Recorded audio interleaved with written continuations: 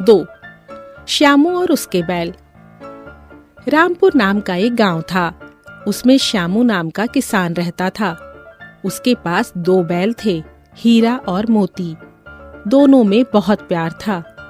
श्यामू भी उन दोनों बैलों से बहुत प्यार करता था। वह उनके चारे पानी का बहुत ध्यान रखता था। वह कभी भूल कर भी उन्हें मारता पीटता नहीं था।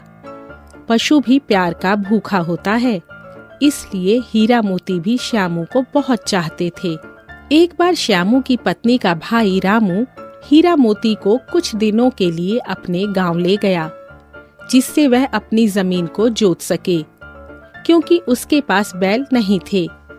रामू ने उन्हें रास्ते में बहुत पीटा। घर पहुंचकर उसके सामने रूखा सूखा भूसा डाल दिया, पर उन्होंने उसे सूंघा तक नहीं। रात होने पर दोनों बैलों ने वहां से भाग जाने का निश्चय किया।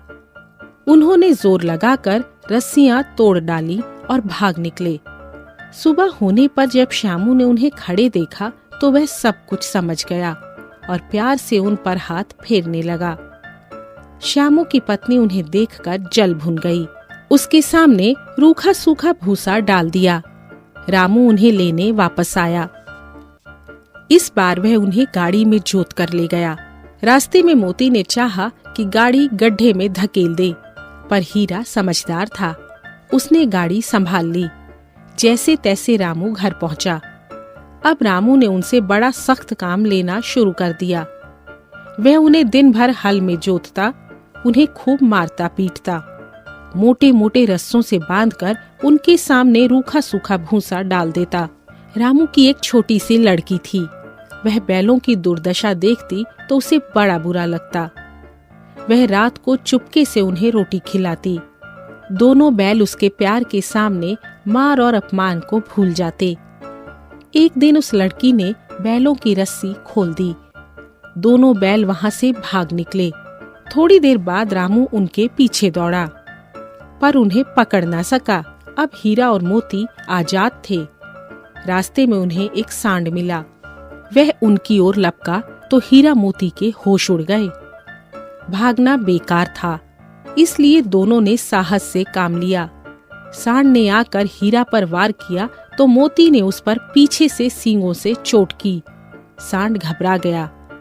वह किसी एक को तो मारकर कचूमर निकाल देता, पर यहाँ तो 2 थे। दोनों ने मिलकर सांड को भगा दिया। दोनों अब बड़े प्रसन्न थे। आगे चले तो रास्ते में मटर का खेत दिखाई दिया। भूख तो लग ही रही थी। हरी हरी मटर देखकर उनकी भूख और भी बढ़ गई। वे खेत में घुस गए और लगे मटर खाने। अभी पेट भरा भी न था कि खेत के मालिक ने उन्हें चारों ओर से घेरकर कांजी हाउस में बंद करवा दिया।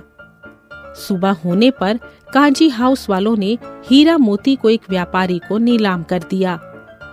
मार खाते खाते, भूख सहते सहते हीरा मोती बहुत कमजोर हो गए थे।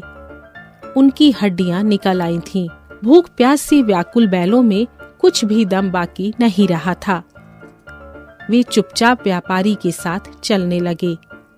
रास्ता उन्हें जाना पहचाना लगा तो ना जाने कहां से दम आ गया। वे दोनों तेजी से भागे। दोनों बैल आगे आगे, व्यापारी पीछे पीछे। जब तक वह उन्हें पकड़े तब तक दोनों बैल श्यामू के घर पहुंच चुके थे। बैलों को देखकर श्यामू को बड़ी खुशी हुई। वह उनसे लिपट गया। इतने में व्यापारी भी वहां आ पहुंचा और उन्हें मांगने लगा। रामू की पत्नी भी भीतर से दौड़ी दौड़ी आई। उसने दोनों बैलों के माथे चूम लिए। श्यामू ने व्यापारी से क्षमा मांगते हुए जो पैसे नीलामी से लिए थे व्यापारी को वापस लौटा दिए।